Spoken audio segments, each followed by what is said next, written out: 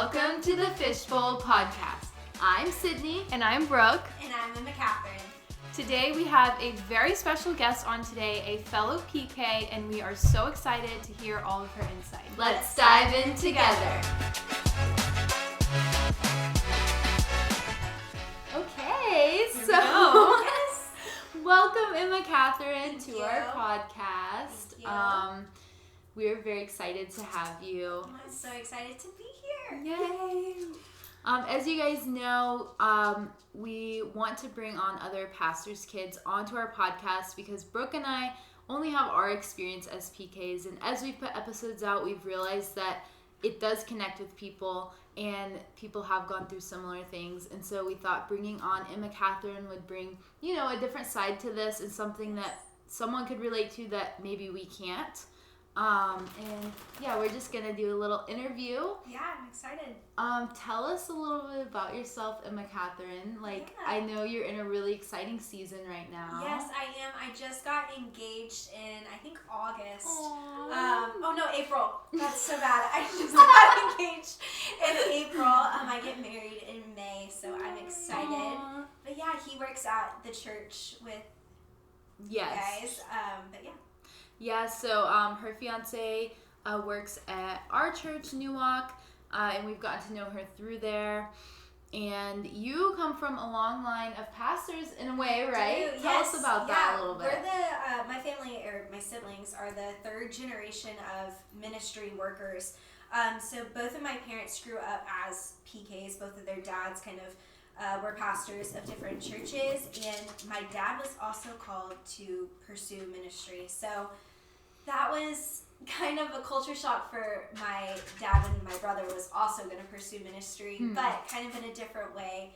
When my dad met my mom, he was a traveling evangelist, and he went to my papa's church, and he met my mom there, and they got married about a year later, and he was still pastoring, but he heard a professor say, "Are you currently serving where you can make the greatest impact for the kingdom?" And I think that was a pivotal moment for him to realize that his gifts were more important in music and stronger in music, and so he became a worship pastor, which my brother followed the footsteps in, and he is too. But he pastored a church in Alabama, and then when I was 2, we moved to a church in Kentucky where he was a worship pastor, and then when I was 14, we moved to Florida, and we've been here since, and he's still in worship ministry. So.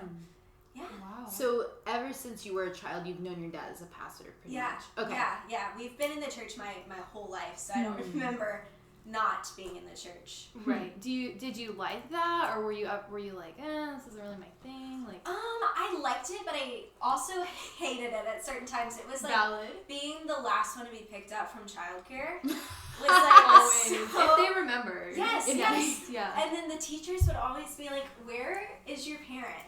And I was like, I don't know. Probably talking to someone. When they walk you to your parents. It's so bad. It's so embarrassing.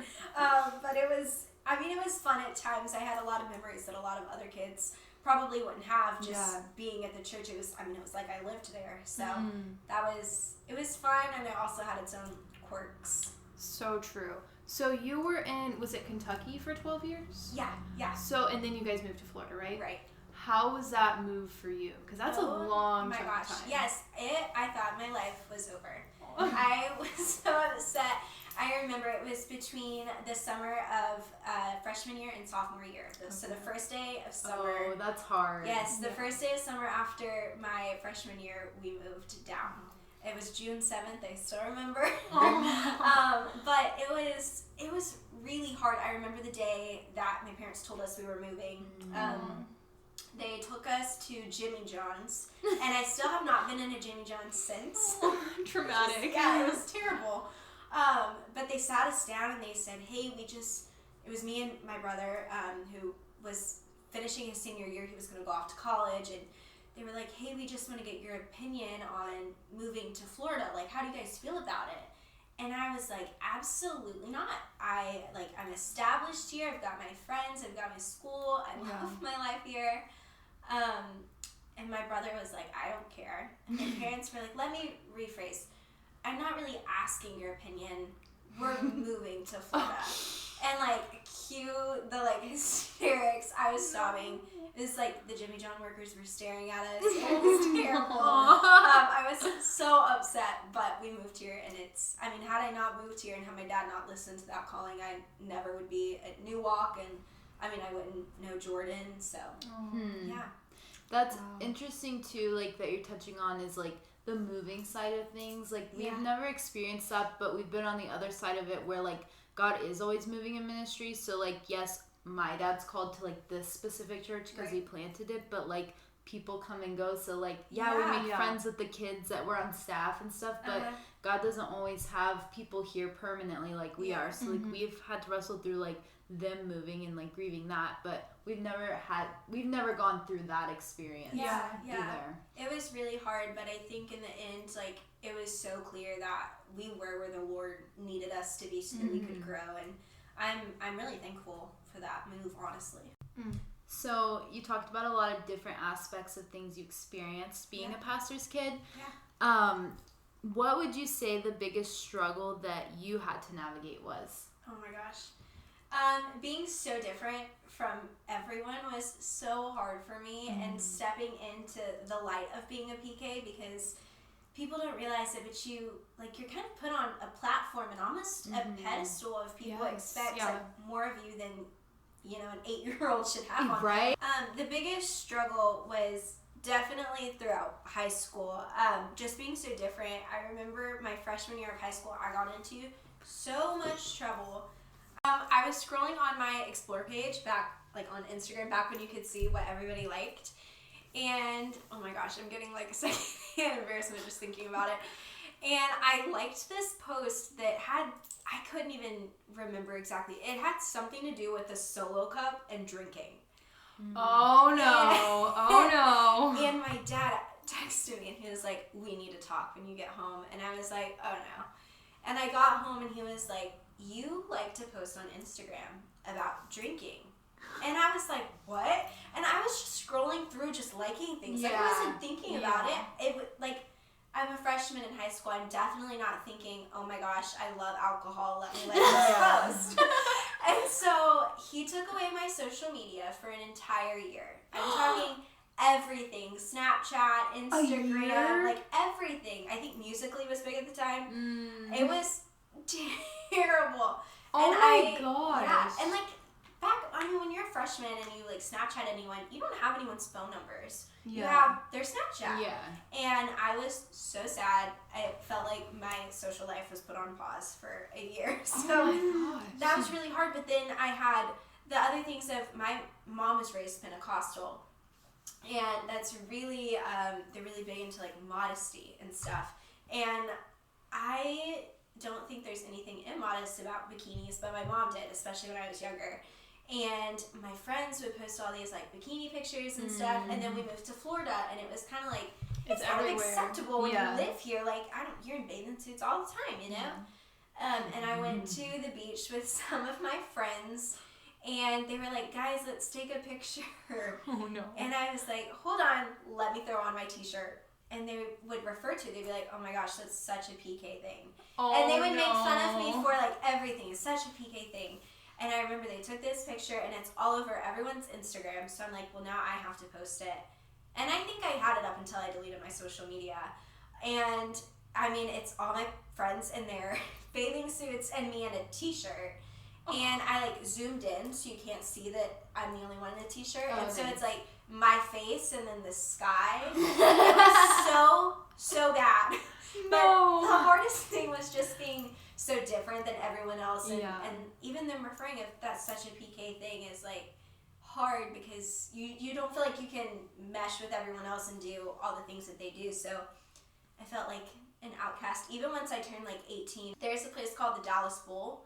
I don't know if you guys have heard of it. Yeah. And my friends love country music, and they wanted to go there to line dance. But it's a club. Yeah. And so my dad was like, absolutely not. Yeah. Is there a lot of drinking there? I don't know. I've never been. But I wanted to go so bad. Right. And so, but there was just one of those things. I'm like 18 and my dad's like, no, still no. But it went back to, men can't lead the church well if they can't lead their family well. Mm-hmm. So, are you glad, like, looking back at some of the things that your parents had in place, or do you? Yes, yeah. I wanted to break the rules so bad. Like, I wanted to go out, and all my friends would post things, and it looked so fun, honestly. Like, they'd be at these parties, and they had fun lights, and, like, it looked like a great time, and they'd come back and talk about it and stuff, and I wanted to do it so badly. But I think looking back, I am so grateful that I didn't do these things, because I think I would have, like, gone down a really dark path. I look at the friends that I had then and kind of just, like, see what their partying led to in life and think, had I not moved to Florida and had I been sucked into that environment, I would not be the person I am today, and I would not be, like, surrounded with the people I am. Yeah. And so I am so grateful for it, but it definitely was hard. Yeah, of course. I feel like everything that you were just describing is like it makes me even feel better just sitting here listening to you, like, oh, like you went through that too. It's kind of like, okay, I'm not going to be able to please everyone. I can't please my family if I post this picture, but if I don't post a picture, then it's going to be weird with my friends. Like, it's just like that constant battle, and it's like, it's very, like, exhausting in a way. It is, especially when you're in high school and trying to, like, fit in with this scene. Yeah, and like, you're trying to not be so, I'm a PK, but also you're a PK, and you have standards and rules. And in a way of, like, oh, well, I don't take a picture and post with my bikini because I don't want to be immodest, and it, like, looks like you're shaming them. Yeah. Then people feel weird wearing a bikini around. Right. Yes. That was, I think my cousin said it once, that before, I wasn't allowed to wear bikinis for the longest time.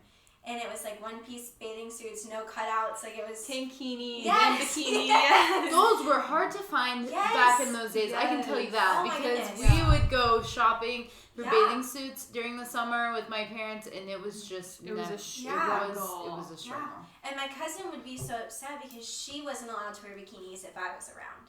Because I wasn't I wasn't allowed to, so she wasn't allowed to either by default, just because I was there. So looking back, it was so sad for, like, everyone. But then also, I told my mom, I was like, I need to wear bikinis because I can't go to the bathroom in a one piece. That was my classic. She didn't believe me, but So you would classify yourself, you've got PKs that rebel, you've got the goody two-shoes. Would you classify yourself on one end of the spectrum or the other? I don't know. I would say I was probably somewhere in the middle. I never did anything, but my desires were always to do these things. So I don't know if that considers me a goody two-shoe, because my heart was definitely not in the wrong place, or not in the right place. And I didn't do these things out of the Lord and, like, self-respect or anything. I did these things out of fear. Honestly, I stayed the path because I was afraid of what would happen if I didn't. Because, like I said, it's been ingrained in my brain for as long as I can remember that, a good man that leads the church has to first biblically lead his family. Yeah. And if you can't lead your family, how are you ever going to lead a church? If you can't even control your daughter, how can you control, like, the chaos of a church? And so... it was more just fear of, okay, well, how is this going to look to other people? And a constant, and I think almost that kind of dwarfed into people-pleasing a lot of, I don't want to make somebody look bad, or I don't want to hurt their feelings, and so it kind of balled into this whole thing of people-pleasing. Yeah. Now you're an adult, though, and you have your own choices to make. Did you have, like, a moment where you decided, okay, I'm choosing to do this or to live this way of life now because I want it for myself versus because I'm afraid of, what's going to happen? Yeah, I did. When I turned 18 is kind of when that happened for me. I wasn't in, like, a youth group anymore. I wasn't, like, going to youth group on Sundays, and so I kind of just had, like, free will, and I, like, had my license, so I didn't have to go to church with my mom and dad anymore every Sunday morning at 6 a.m. And so I would go out with friends and I would serve 1 hour, and then instead of sitting in service, we would, like, go get breakfast or something. And I would do that for a couple weeks in a row until my mom would message me and be like, you haven't been in service in this long. What's going on? Mm. And at that point, I was so annoyed. I was like, it's not benefiting me if I go to service because you want me to. Because I'm just going to sit there and resent it the whole time. But if you let me, like, go out, maybe I'll come back. But that wasn't good enough for my mom. My mom was like, no, you need to, like, be in church. So I would show up for a while just because I had to, honestly. But I feel like my faith kind of became my own the older I got and the more that my parents started kind of releasing me almost, because I can't make those decisions for myself as long as they're making them for me. And so once they just kind of let me do whatever I wanted, it was like, oh yeah, it's Sunday, I've got to go. And my fiance had just come back from college at that point, so I was bringing him with me to church, and so we were both, you know, constantly deciding every Sunday, let's go to church. And that was really special, I feel like. Yeah, that's awesome. Yeah, and then you make, you know, especially, it grew and grew as we got older and as we got engaged and he started working here. It was like, I have to decide, am I going to be a fiance that's somebody that's not, like, plugged in, that's just kind of like, I pop in on Sundays and I attend this church, or am I going to be like, dive in head first, like, I'm here, this is my church home, I'm plugged in. And so I made the decision long before we came here to, you know, grow my faith, but being here has been really, like, a challenge of, do you really want to grow your faith, or are you okay being, like, just kind of complacent with where you're at? So because you don't have obligations. Yeah. Like, you know, you kind of get to set your own path because you're away from your parents and your parents' church and all that. Yeah. Then there's no, like, expectation of, well, she served this much her whole childhood and now she's stepping back. It's like, I'm just kind of coming in, so I could do one service, or I could do 3, or I could do whatever. So it was probably around then that I decided on my own. Yeah, and I think when you get older, you start to see, at least for me, I see, like, the decisions that people have made, that, you know, the things that you envy, like, oh, but what if I just did that? Yeah. You know, with the world, and now you kind of see where people's lives are ending up in, like, the Yeah. result of those. So I am really glad that my parents tried to guard us from that, even if sometimes they were setting parameters and boundaries that other parents didn't, because now I'm glad the direction my life is in, for sure. And I feel like that's, the exact same thing as looking back at high school. I was so annoyed that they wouldn't let me go to the Dallas Bowl or post these pictures on Instagram or like these pictures or whatever, but I feel like it has really brought me up into a person that I'm proud of and confident in, and I don't regret anything from my younger days. You know, you don't have to look back and be like, I'm gonna have to tell my kids this stuff one day. Like, that's true. Like, really freeing. And you said something really cool that I wanted to touch on. You were talking about how with Jordan, like, you hit a crossroad of, like, am I going to be the person that has, like, 1 foot in, 1 foot out, or am I going to be the person with Jordan who is, like, fully in this with him? And you chose to be fully in it with him, and I love that. I think that's super inspiring, and just, like, the way that you partnered together, because you can do so much more that way. Yeah, I think it was so important to me. I was given the decision because the church we came from was the church that my parents and my brother were at.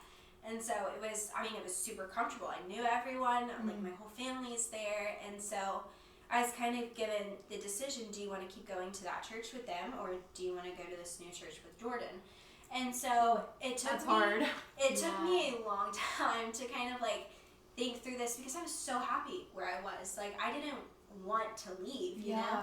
And I still love that church and the people there, but I knew that walking into marriage was going to be difficult, and it's going to be, you're learning to live with somebody else, and that's not easy. You're learning to be a wife, you're learning to kind of work on yourself and all these things, and so I didn't want to walk into that and then at the same time leave my job, because my job would be kind of transferring around that time, and then also leave my support system of my church family and try and join a new one and set up relationships and deep roots there. So I decided the one thing I can control in this time is I can switch churches with Jordan. We can form these deep relationships together, and I can kind of have a community, and then that way when I do get married and I am going through all these changes, I have wise women where I'm at that I can, like, go to, and that can encourage me and give me wisdom, that have, you know, kind of walked through these things before me. So it was a hard choice, but I think it was the right choice. So yeah, that's amazing. Yeah. That is really cool and inspiring too. Aww. Yeah. And I do think putting down roots will help you guys out in your marriage as you go into that season for sure. Yeah, I hope so. All right, so we've gotten a lot of good information here, but I want to know, what is the one piece of advice you would have to offer PKs or kids growing up in ministry who are listening? Yeah, I think that's really good. I think I would tell my younger self and any other young PKs to surround yourself with people who don't try to drag you down or shame you for your faith or your title as a PK. So true. It's so easy to feel ashamed of that and to feel like you're a burden for that to your friends or to your family or whoever, but to just find friends that would help you to feel confident in that role and help you to be your best self, that would encourage you to maybe pursue modesty or to not like the post about drinking or to just kind of be cautious instead of shaming you and stuff. They would maybe stay back from the Dallas Bowl and sit with you at home or go to the movies or something instead of being like, well, you're so lame for not going out. So just the people that you're surrounding yourself with, make sure that they're people who are on the same walk of life as you. And if they're not, don't worry yourself with it because it won't get you anywhere. Yeah. Amen. Do you feel like you've found that in this season of life?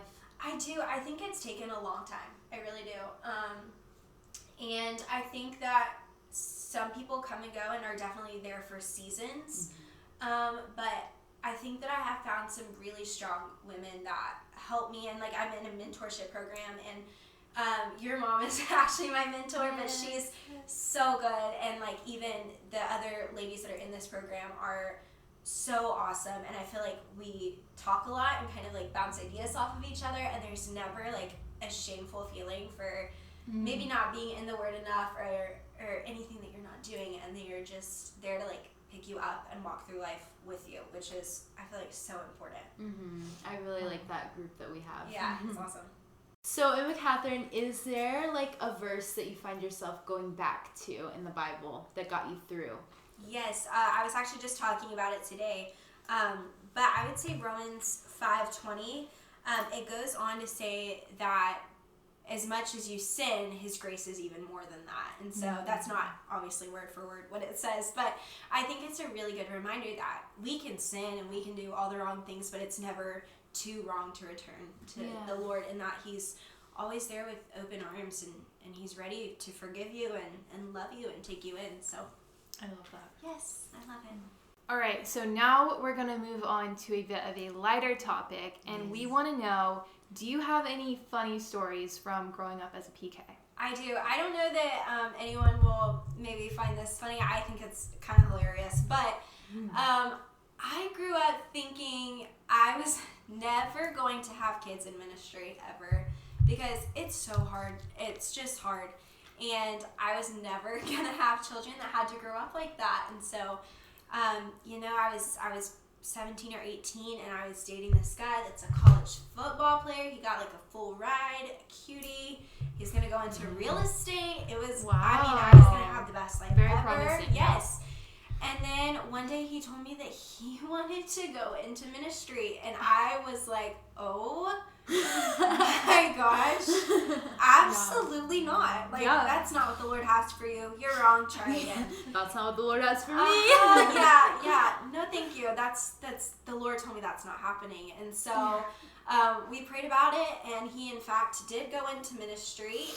And I think it's just so funny to know that, like, my whole life I was like, ministry? Absolutely not. I'm not going to be at church for all the holidays. I'm not doing the early Sunday mornings and the late Saturday nights, and no thank you. And the Lord just really laughed at us and said, here you go. Here you go, ministry. So yeah, I think about that sometimes. I say, like, I'm like, I do not want my kids to go through what I went through. But on the other hand, what I've gone through has made me who I am today. Yes. So my kids will be fine, you know? True. Yes. That's definitely God was like, oh, that's funny, Emma Catherine. Yeah. Like, Yeah. how about this one?